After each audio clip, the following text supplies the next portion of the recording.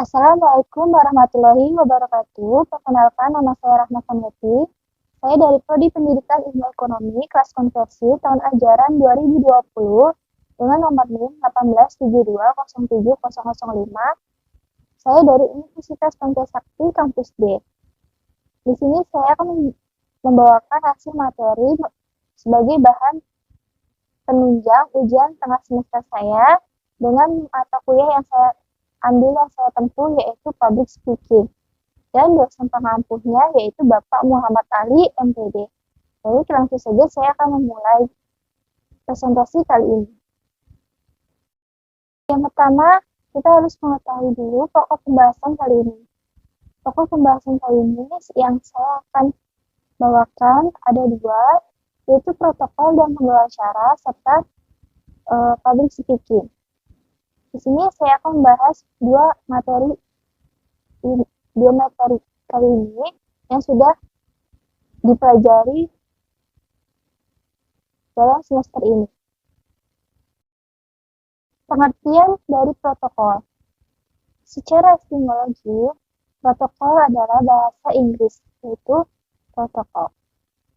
Dalam bahasa Prancis, protokole, dalam bahasa Latin, protokolum, dan dalam bahasa Yunani, yaitu protokolon. Awalnya, halaman pertama pada sebuah manuskrip atau naskah sendiri, pengertian secara umumnya yaitu keseluruhan naskah yang isinya terdiri dari catatan, dokumen, persetujuan, perjanjian, dan lain-lain dalam lingkup nasional maupun internasional.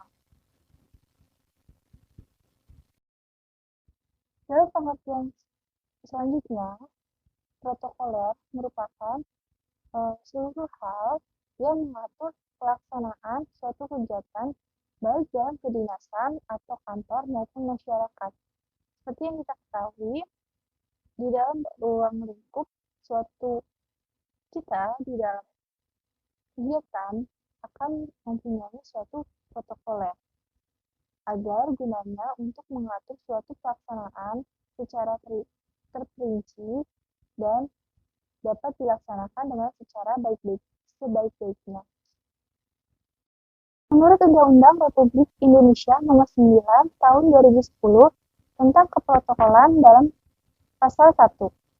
Keprotokolan adalah serangkaian kegiatan yang berkaitan dengan aturan dalam acara kenegaraan atau acara resmi yang meliputi tata tempat, tata upacara, tata penghormatan sebagai bentuk penghormatan kepada seseorang sesuai dengan jabatan atau kedudukannya dalam negara, pemerintah, ataupun masyarakat.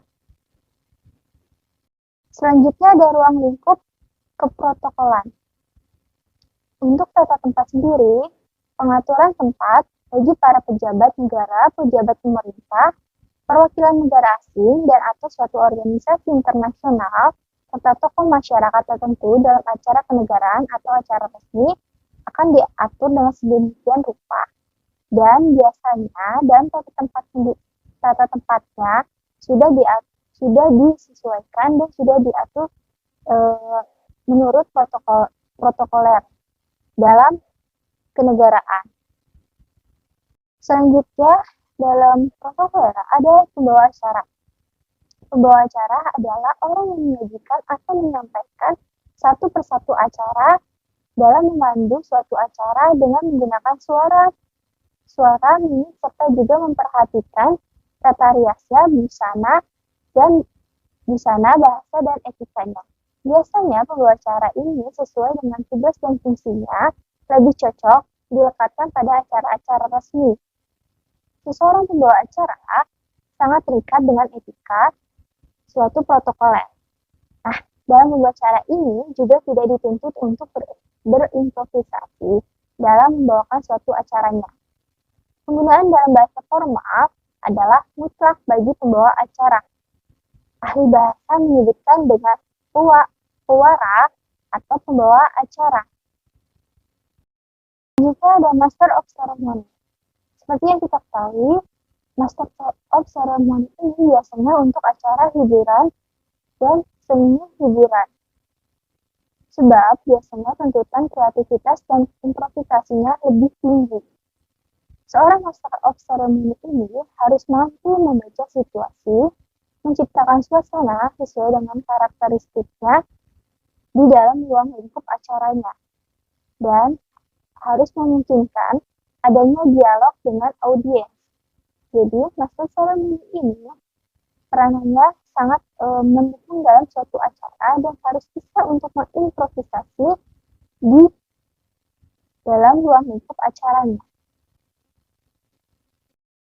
Berikut adalah syarat protokoler seseorang yang bisa dapat dianggap sebagai kapasitasnya. Yang pertama, seorang protokoler harus mampu mempunyai sehat jasmani dan rohani. Karena ketika seorang protokoler di dalam suatu ruang acara dan memimpin suatu acaranya, dia harus tentu sehat jasmani dan rohaninya. Lalu memiliki keterampilan retorika. Dan serta yang ketiga, berpengetahuan secara luas. Seorang protokoler harus dapat mampu mempunyai kemampuan atau pengetahuan dalam bidang-bidang lainnya dalam membawakan acara tersebut. Lalu memiliki kemampuan dalam berkomunikasi. Nah, di dalam suatu acara juga, seorang protokoler harus dapat mampu berkomunikasi antar audiensnya. Lalu disiplin. Disiplin dalam hal ini adalah tepat waktu. Jadi, ketika dalam suatu acara, maka protokoler di sini harus datang secara tepat waktu. Lalu dapat mengambil suatu keputusan yang cepat dan tepat. Ketika ada suatu masalah di dalam suatu acaranya, maka protokoler ini yang memimpin acaranya harus dapat memiliki jiwa keputusan yang cepat dan tepat dalam mengambil suatu solusinya, lalu memiliki tim kerja. Seorang protokoler harus mampu memiliki tim kerja yang baik serta teamwork dalam memanajemen acara tersebut, super dan fleksibel. Lalu ada tegas dan bertanggung jawab serta jujur bermental baja dan sebagainya. Selanjutnya ada pengertian dari public speaking. Di sini saya akan membahas mengenai tentang public speaking. Public speaking secara umum dapat diartikan sebagai komunikasi secara lisan, baik yang dilakukan secara bertatap muka kepada umum ataupun terhadap sekelompok orang tertentu. Nah, dalam berbicara sendiri di depan umum, itu tidak perlu melulu dalam bentuk kita mengisi acara, workshop saja atau seminar. Tapi saat kita melakukan presentasi pun juga termasuk dalam berbicara di depan umum. Pengertian dan metode public speaking dapat pula diartikan sebagai seni berbicara atau seni dalam berpidato. Nah, dalam public speaking ini sudah sangat berkembang sejak abad sebelum Masehi. Selanjutnya, kenapa manusia butuh berkomunikasi? Seperti yang kita ketahui, kita tidak bisa hidup secara individual saja, tapi kita harus memiliki jiwa hidup harus berdampingan dan berkomunikasi antar sesama. Tidak hanya di dalam manusia saja, hewan ataupun yang lainnya juga harus berkomunikasi antara satu dengan yang lainnya. Oleh sebab itu, maka mengapa manusia butuh komunikasi? Komunikasi ini gunanya untuk menyampaikan suatu keinginan dan mencapai suatu tujuannya. Nah, biasanya komunikasi merupakan jalan dalam menyelesaikan masalah, walaupun masalah bisa disebabkan melalui kesalahan dalam berkomunikasi. Ada masalah dalam public speaking. Nah, masalah biasanya dalam public speaking ini atau public speaking ini, yang pertama masalahnya nervous atau kecemasan. Ya, tidak bisa kita pungkiri bahwasanya kalau ketika kita berhadapan langsung dengan lawan pembicara kita atau berada di suatu panggung, kita memiliki jiwa-jiwa kecemasan atau nervous, karena biasanya kecemasan ini terjadi karena kita berada di suatu tempat yang belum kita ketahui dan belum kita kuasai tempat tersebut. Lalu ada teknik public speaking. Nah, di sini ketika kita belum menguasai bagaimana teknik-teknik sebagai seorang public speaking, sini adalah suatu permasalahan yang sangat rumit juga. Lalu yang ketiga, dalam penguasaan materi. Ketika kita tidak menguasai suatu materi yang akan kita bawakan di depan umum, maka terjadinya suatu masalah di dalam pembawaan materi tersebut. Oleh sebab itu, maka kita harus dapat mampu menguasai materi yang akan kita bawakan. Ada dengan teknik dalam public speaking. Public speaking sendiri mempunyai teknik-teknik. Yang pertama, kita harus menguasai bagaimana cara teknik variasi suara.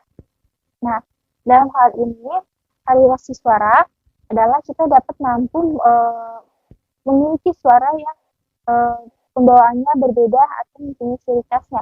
Ketika kita membawakan acara satu dengan yang lainnya atau sesuai dengan tema yang akan kita bawakan, maka kita harus mempunyai variasi suara. Yang kedua, ekspresi wajah. Kita harus mampu menguasai teknik ekspresi wajah kita. Kita harus terlihat ekspresi wajah kita ramah dan juga menyenangkan di depan audiens. Lalu yang ketiga, kontak mata. Kita harus bisa melihat audiens secara kontak mata. Tidak hanya melihat audiens satu saja, tetapi kita harus dapat melihat kontak mata audiens kita keseluruhan dan mengelilingi seluruh audiens yang ada di ruang lingkup tersebut. Lalu yang terakhir, harus menggunakan dalam bahasa tubuh. Perlu dalam hal public speaking harus menguasai bahasa tubuh yang akan berada dan tampil di dalam umum. Karena kalau kita tidak bisa menguasai teknik bahasa tubuh kita bisa terlihat saja bahasa tubuh itu tidak baik untuk digunakan di depan umum. Selanjutnya ada tips merebut perhatian audiens. Yang pertama, kita harus dapat menggunakan busana yang sesuai.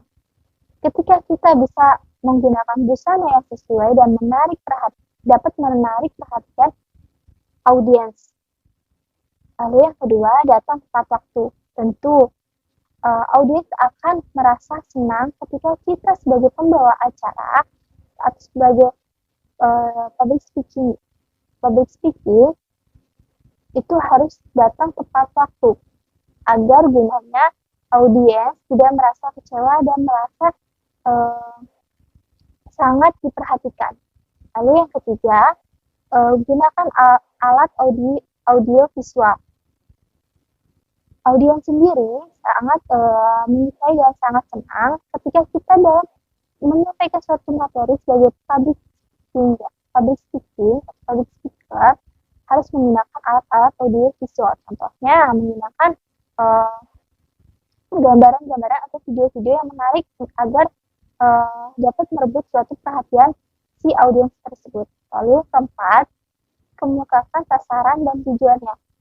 Setelah itu, kita harus dapat dan mampu dalam suatu materi tersebut mengemukakan sasaran materi tersebut apa dan tujuannya seperti apa. Yang kelima, mengemukakan manfaat yang akan diperoleh untuk audiens. Nah, di dalam suatu yang kita bawakan di materi tersebut, kita harus mengadakan bahwasanya apa saja manfaat dari materi yang telah kita sampaikan untuk para audiens. Ketika kita sudah menjelaskan manfaat yang secara menarik, maka audiens tersebut akan merasa sangat menyenangkan dan sangat suka dan menyukai pembawa si public speaker tersebut. Baik, sekian presentasi yang saya bawakan tadi sebagai bentuk tujuan dalam semester saya.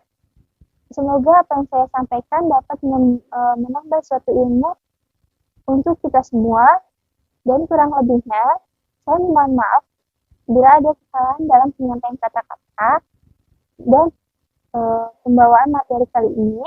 Kurang lebihnya, wassalamualaikum warahmatullahi wabarakatuh.